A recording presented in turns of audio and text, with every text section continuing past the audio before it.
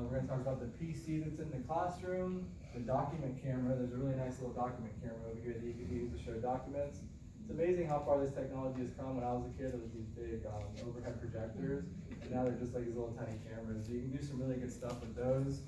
We'll talk a little bit about shutting down, getting the room shut down, getting it ready for the next person. And then we're going to give you just some relevant information related to TEC Plus and some of the resources that we have out there. We actually have some videos, we have some quick start guides and things that will get you started in the classroom as you're using these throughout the college. Show of hands, who's going to teach in these classrooms? Is that everybody that's teaching in this building? Nice, that's what I figured, that's why I'm here. But remember, you're going to encounter this technology in a lot of different classrooms that you teach here at the college. So Hector, for the folks on the other campuses, do they have, you said they have similar equipment? and we'll talk about that too. When you see that TEC Plus standard, that's that technology enhanced classroom, we've created different standards. All the technology pretty much functions the same. We just added more features and more technology, and we'll have that information as we progress. Breakfast. Sorry, No problem at all. Come on in. Oh man, you guys get Venera. That's what I'm talking about. That's okay. So this is a perfect opportunity. Actually, the first thing I want to talk about is kind of the classroom itself. In here, you have some really cool furniture. These chairs are actually very comfortable. The desks themselves are very functional too. They have these little power banks here where you can use that, or students can use that to charge their device, plug in. They can even plug in USB on these, which is really cool, and they're plugged directly into the wall. When you first get in here, just make sure the furniture is the way that you want it. Make sure the chairs are tucked in, and make sure that the room's ready for the students to come in to learn. Also, you have some controls over here on the wall. On this right panel, you have lighting controls where you can change the lighting in the room. You can turn lights on and off, make it brighter, make it darker. So you have some good controls over here to allow you to really change that lighting. Get the lighting the way that you want it. Really build that energy in the room to get ready for your class. You can also utilize this left panel to put those shades up and down. So remember that if it's very bright in here, this left panel here, if you press the bottom or the top button, will bring those shades in the back of the room up or down. That's good if it's very bright one day and you need to utilize the projector. Really utilize those lighting controls to really build the kind of environment that you want in the classroom. I also wanted to mention the air conditioning controls. There is an air conditioning control panel here on the wall. At one time you were able to set this. I don't think that's the case anymore, but just make sure if it's warm in here that you let somebody know. Probably Liz Barnes, she seems to be the main person controlling this building, but just remember that you want to have a good temperature in here too, and it's something that's come up because so much sun hits this room and it gets pretty warm in the middle of the day. So just keep that in mind. If you think about it, furniture, lighting, and air conditioning, that's all part of kind of the environmental aspects, but it is an important consideration when you're getting the room ready. Just make sure that it's comfortable and that everything is relatable to the students. They get in here, they can see well, they can see the screen well, and the temperature is nice. And in terms of the classroom, if you can't catch up with, Liz Bond, you can also, for our classes, call Peggy, because she can follow up for Peggy Mentor. She'll help out. Okay, let me go back one. So, getting started in this room. First thing you need to do, after you've set up the classroom like we talked about with the lighting and the controls, you're going to want to turn the computer on. All these rooms have a standard wall computer and power buttons right here. You'll see it up on the top. You just turn it on, it's going to boot up. You also want to turn on the display, which is your projector. That's done through the wall panel over here on the wall. And that's as simple as just turning, it says display on, and making sure that it's set to PC. That's going to bring up your display, and that's going to bring your computer up. Once your computer's up, you're going to log into that computer with your first name _ last name at Daytona State College and your normal network password that you use to log into any other system at the college. That's going to get you to the computer. It's also going to customize your computer to your user profile. What that means is every time you log into the computer, all of your favorites and things are saved on there so you can easily log in and access all those pieces, and it customizes it directly to your user. That's what you're going to want to do every time you come into this classroom. And you can do that early too. Get in here early, get that computer turned on, get logged in so that you're ready to use it. The whiteboards, this has been another thing that we've been talking a lot about. You have two options in this room. You actually have this whiteboard wall, which is really cool. And some people thought you couldn't write on this. You can write on this wall, but you have to be careful because as you notice, some of the stuff stayed up here because they're on markers reused. In this room, you actually have markers that you can utilize. They're located over here, and these are the expo markers that you can use to write on this whiteboard. So you can actually get creative with these whiteboards because it gives you the wall to actually write. So when you get up here, you can actually use this whole board. And this is kind of innovative so that you can actually start getting creative and utilizing more than just the middle whiteboard. It's important to note that the center whiteboard, you should really be using digital pens, which is important. When you use the whiteboard wall, you're going to want to use the spray that's in this room, and you're going to want to use this little black wipe here. The spray is important because that way the actual whiteboard marker doesn't stick to the wall. And get it off there early too. That way it doesn't dry. So you have to be creative on how you use the whiteboard wall. And make sure that you're using the markers that are in the room, the spray, and this nifty little rag that's in here. Very important. Try not to let it dry. Try not to use different markers. When you're using the middle board, you can use these digital pens that are in this room. Every room has these digital pens from Epson. It's this nifty little white box. In here, there's 2 pens. These pens are pretty useful because they also act as a mouse too on the whiteboard. So you'll see the mouse come up, and now anywhere I click, I can actually use it as a mouse, which is kind of cool. It also acts as a pen too, so you can write on here and circle items, which is kind of cool. And you have all the controls down here on the bottom, which is cool. The one over here, I think that one. So that one should be a 10 now?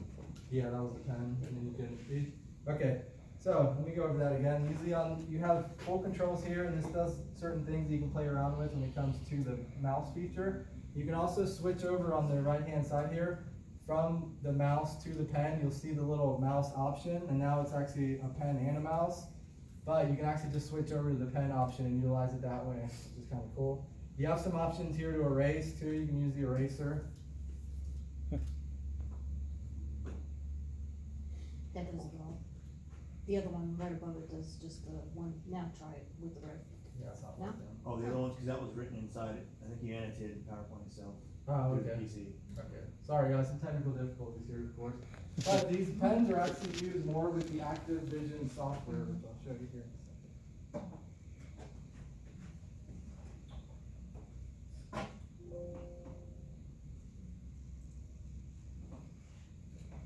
So, as a mouse, these smart pens work pretty well, where you can actually utilize them as a mouse on the board. You'll see this come up. This is actually a better way to use them is as a mouse themselves. The software that you want to use is actually the ActivInspire software. If you open this little ActivInspire icon, You gotta Okay. switch back. Yours If you is don't a annotate, you gotta switch back to the. So the mouse button. No, that, yep, there you There you keep track of that. So, we're learning as we go too. This technology is pretty simple. So, this is a little confusing because these smart pens work with 2 different types of software. There's a software that's built in that when you come in here, I recommend you use it more as a mouse because the mouse feature will allow you to actually utilize it to click on things on the computer itself. If it's not on that mouse feature, there's a little option on the right hand side here where you can switch it over to the pen. I don't recommend using that one. What I recommend is you always keep it on mouse feature and you use it as a mouse. There's this really good software here, the ActivInspire software, that allows you to use this as a pen. So if you click on the ActivInspire software, this is going to give you a lot more functionality, and it's also going to allow you to save the things that you're writing, which is really cool. This ActivInspire software was actually left over from the math department when they had the Promethean boards. It's very powerful. It's a really cool software, and it creates these flip boards, or flip charts as they're known.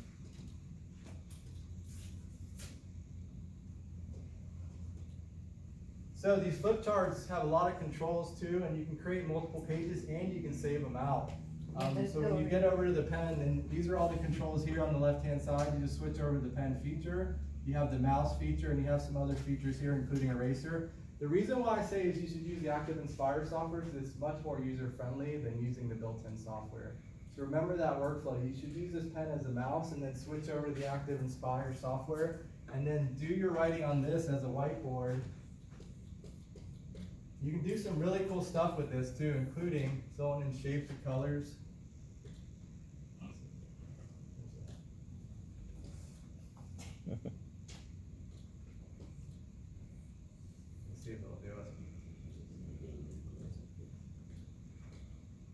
So you can write shapes, you can do all kinds of cool stuff with this. And I was playing around with it yesterday and it wasn't working. Get creative with this software. You can create pages and you can create multiple ones. You can also save them out if you need to. And you can save them to review later, which is good. We have a lot of controls over here that you can play around with. This is your digital whiteboard. It allows you to do a lot of things you would do on a normal whiteboard, but you don't have to erase it every time. You can also do multiple whiteboards at a time and keep adding pages to this so that you can, throughout the class, you can keep adding more to it as you go. And that way, at least, you can save these out and have them for later, which is good. Careful with these controls, of course. And Sensitive. have fun with it. Any questions at all? I know that was a little tough. Yeah, so Hector, with the one that's across the bottom, when you turn on the computer in the morning, and say you wanted to just use the pen as a mouse, I don't normally see that bottom row. As soon as you grab the pen out of the case and you Yes. click on it, that row will come up. and Okay, You'll see it. okay. Again, I don't suggest that you use the controls here. It gets a little confusing. We definitely want you using the ActivInspire software as a whiteboard, and that's what I wanted to clarify. When you use it as a whiteboard, you don't want to write with markers on this middle board.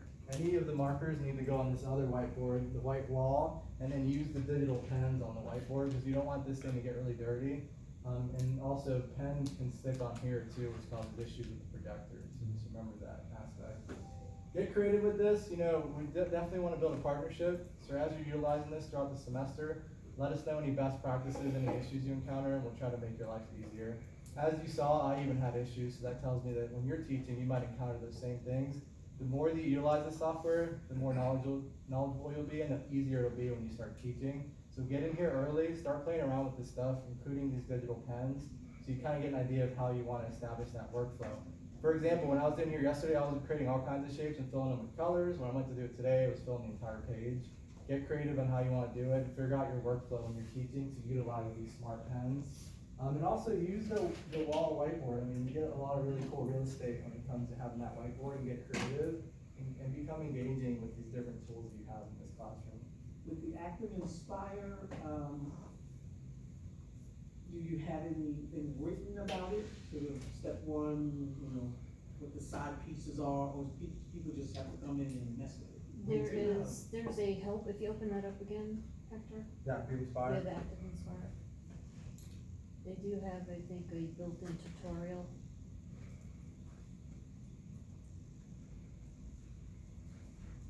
But basically, don't use the center board for markers, use Go the up side to, walls, correct?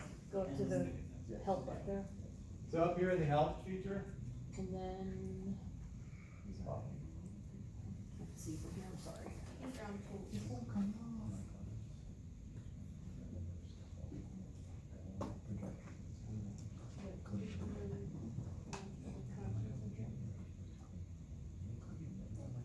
so here's a whole help page.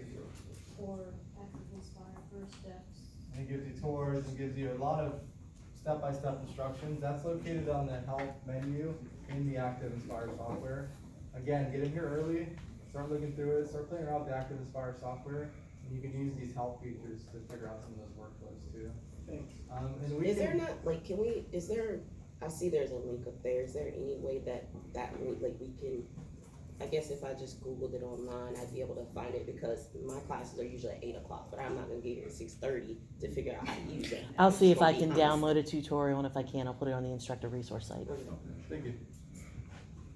Yeah, and I think the biggest thing is, as you're teaching throughout the semester, it's just getting here early in the semester and getting used to it so that when you teach later, you'll be more comfortable when you come in. Well, we have back-to-back classes, so that's why if we can get a tutorial out to people before classes begin, that would be Hector, beneficial. another suggestion that I can put out there is that we can also have this put on their PCs in their offices. We've done that for the math department, so that way you guys can actually do it in your office. You can get familiar with it when you do have time to do your plans and get, like Hector said, the flip charts together before you actually come into the classroom. Great idea. So if you, Charlene, would like to send, don't send them to me, do me a favor, just send them to the help desk. Okay. Make a ticket, just put an email to the help desk. saying that you just talked to me, that you would like to have ActivInspire installed on everyone that's here, or those of your faculty that need it, Okay, on their PCs in their offices. And, that way, like I said, you can play around with it there, you don't have to worry about coming in early or staying late. You can still play with it with a mouse without the pens? Yes, you can, it'll work the same way, but with a mouse. okay. But just get yourself familiarized, and later, when you come into class, and just pick up a pen and play around with it. Great, thanks, Kathy. You're welcome. We'll do that. Cool, thank you, Tabby. You're welcome. Yeah, and that ActivInspire software is actually pretty powerful too. You can do a lot of really good stuff with it. So again, just remember the different use of the whiteboards, remember the use of digital pens. You will find them in this white box in each classroom. And like I said, this is throughout campus. You'll see these pens, same projector, same type of whiteboard, same ActivInspire software. So it's a similar workflow for each classroom you get in.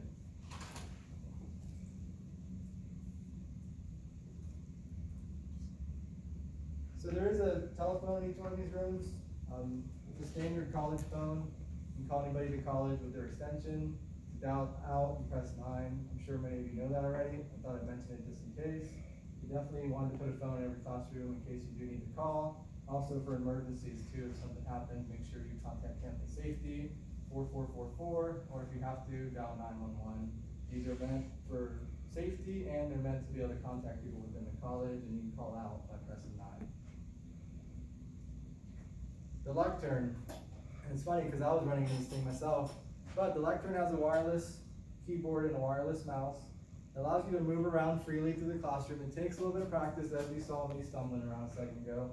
Put it somewhere where you're comfortable. It allows you to really interact with the class in real time. You can move it around the room. It's got wheels, and the wireless mouse and keyboard will work wherever you go in the room. Get creative with this because it also builds that engagement with the students.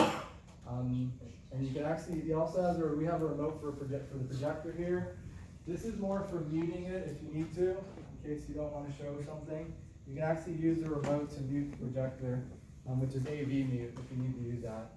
It's just a nifty thing so that if you're on that computer over there, you can actually mute the projector and not show for a second, then press AV mute on the projector remote and bring it back up if you need to. So, you talked, Kathy, over the summer about the black, Yes, protectors. the privacy screens, were just shipped. So I have them just for this building, for the 4 classrooms that we have. So those will be, installed as soon as I pick them in, probably by next week. So the privacy screen, that means say if you muted your front screen because you were doing something and you want the students to see it just yet. Now they won't be able to see it because the privacy screen, it will be on there because it's spacing out and you trying to do something and they, oh look, we see it right there. The privacy screen, they won't be able to see. So only you up close will be able to see what's going on that small screen. Will that be pushed out to the, I'm sorry, Charlene, will that be pushed out to the regionals as well, the privacy screen? Not at this time. But if you do have a situation, just let me know, and then I can bring that up to Roberta and Eric. Because Clarence used that tech room in New Smyrna, right? Yes. Yeah. Mhm. Yeah, no, the AV mute's a really good one too on this remote, so that way if you are at that screen, just remember to mute or turn off the projector. That happens a lot where you forget to do that and everybody's seeing everything you're doing. There's a small AV mute button here on this remote that just allows you to do that. And that kind of goes along with that privacy piece. And privacy is really important. You know, if you think about FERPA, and I'm an adjunct professor too, so I understand the plight sometimes when students ask you for a grade in class. Just be careful with showing some of that information in class because it's such an open environment that anybody can overhear it or somebody can accidentally see it. Even with a privacy screen, someone could technically maybe see it if you forgot to mute your AV. And make sure that you do mute that projector so somebody doesn't see other students' grades. Like for example, when I'm in B2L and I bring up the grade book, if the projector's on, they're gonna see everybody's grade in that grade book. Just be careful with those. Be careful with the screen. The classroom is really meant for that collaborative environment and not as much in the one-on-one, so just get creative on how you do that because of FERPA rules and those issues that we encounter. Air media allows you to project wirelessly in this classroom, and you can actually use a laptop. The way that you switch over to air media, here on this wall plate, on your displays, you have HDMI. All you have to do is select HDMI on this wall plate, it's gonna switch you over to that air media application. From there, you just have to visit this URL here, which is actually an IP address, and it'll connect you directly to it. I've always wanted to try. Let's do it. That's what I was gonna do, actually. Thank you. Let's try it. Go ahead and connect to it. Let's see. Make sure you don't have anything. You Oh, you can see my email. Oh, you can answer them if you need. Because a lot of times you may do things in your office or at home, and then you have to come in and get a, flash drive and do something like that, but here it'll be right in your own system and you can project it right there, which is kinda cool. Exactly. And all you gotta do is go to your web browser, put in this address that it tells you to put in, and then it's gonna prompt you to put in that code. Once you put in that code, it's So gonna it go says ahead and bring it up. non-secure. You're just putting in 10.80.115. I think you hit continue. You said So continue. you guys do the HTTP? You don't need to put that. Okay, just those digits there? Yep.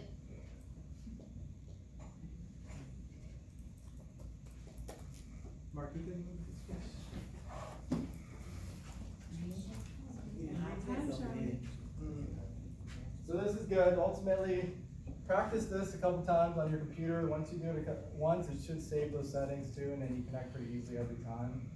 Connect to these all over campus. You'll find these intermediates in different rooms. Usually it's by just switching the input on the projector to HDMI, you'll see the intermediate come up. And these are really nifty because if you have a laptop or a Surface, you can connect wirelessly and show your display. It allows you to do some different things when it comes to the collaboration. You can have students put things up on the display also. So it's pretty cool. There's even a mobile app that you can download and play around with. Once you're done with the intermedia, we'll see if we can get her connected. There we go. So it didn't ask me for the code. Oh, here, is this the code? Yeah, 3 5. And that code will change every time somebody wants it. Sometimes you get this here the first time, exit it out and start it again.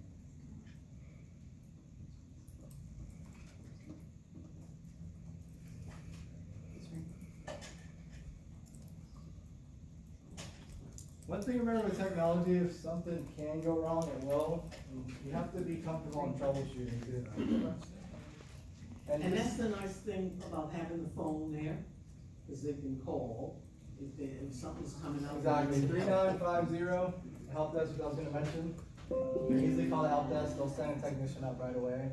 That technician usually is here in about 5 minutes. And he'll Yeah, help you let them know you're in the classroom trying to teach your class, so that way they can get somebody over here. So 506-3950.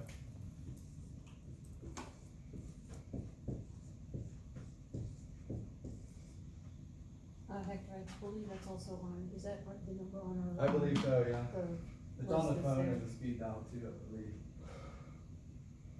Oh, since you're in there, Erin, Mm-hmm. I'm gonna click on info guys. That's where I was headed, yeah.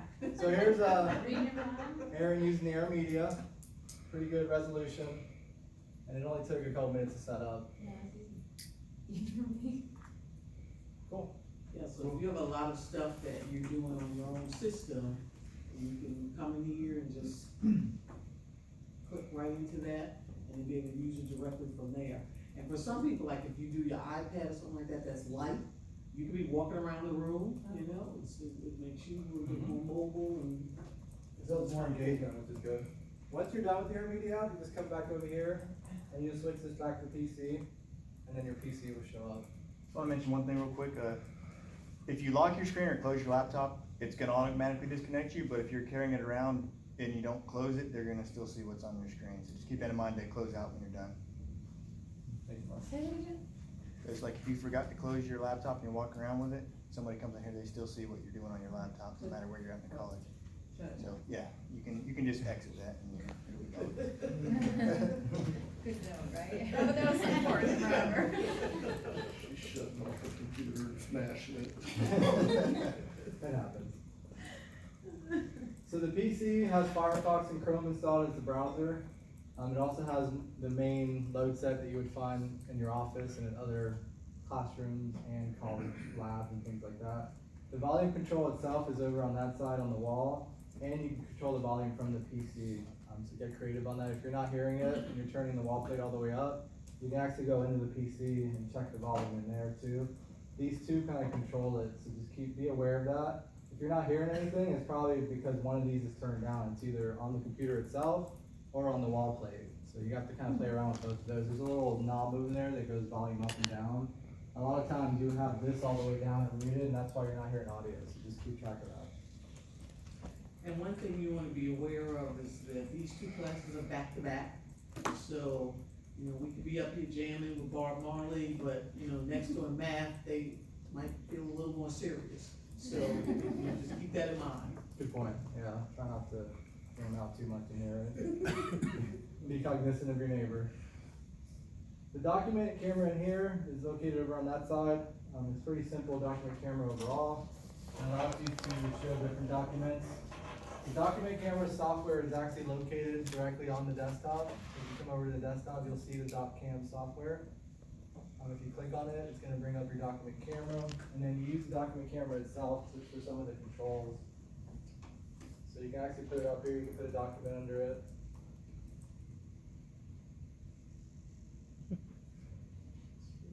That's the way it goes. You have to kind of position the camera correctly so that you get it right. You also have some controls in the camera itself. You can zoom in and out. So you actually come over here and you play around with the camera, and it has some different controls on the camera itself, like autofocus and being able to zoom documents. So just get creative on that camera. You have to kind of position it the way that you need to read items, but it allows you to do the old workflow like the overhead projector model. Again, it's all software based, so it's in the computer itself under the DocCam link on the desktop. So then from there, Hector, can you use your pens, like if they have a worksheet in front of them, but you're doing it with them and? You could, and that would probably be the pens that we talked about that are built into the board itself. So if you wanted to, you could use these, and that's that feature I was saying, use sparingly. You could use the pens on this feature itself and go that route too. So it's something to consider, to be able to actually highlight things. Hit the arrow and then switch to a pen if you want. Something like that. So you get creative with it.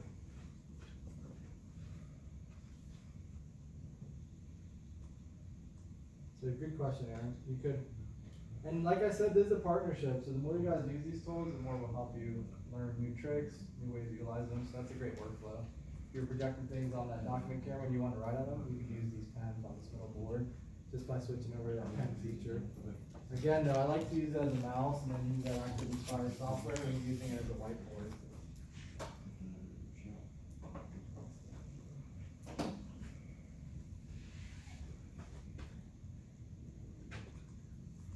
So DocCam software right there, document camera lives over here. Any questions at all? And those two are right together, ActivInspire and the Doc software. So it's Exactly. great. Does the document camera move or it stays stationary right there on that desk? You can actually move out, you can put it in different spots if you need to. It's got a long cable on it, but you just Okay. can't get too far with it. Okay. And you have to kind of play around with it and get creative in how you're using it. Actually, it's gonna actually be on that, the big section on the bottom. We're still waiting for them to put the grommet in the top so we can put our cable through. Okay. But you can, you know, It'll you'll have that reach, whole, so yeah, you have a yeah, big bigger, enough table bigger. for Okay, then once you're done, just go ahead and make sure you shut down the computer. Just go to the start menu and shut down. Turn off the display by coming over to the wall plate, selecting off. That's gonna turn off that display. Shut off the lights with the wall plate on the far right hand side. Return this lectern back to the wall so it's nice and set up for the next person. Try to push in the chairs because students a lot of times just get up and leave their chair. Make it nice for that next faculty that's coming in so they can set it up the way that they plan to teach. I think most of you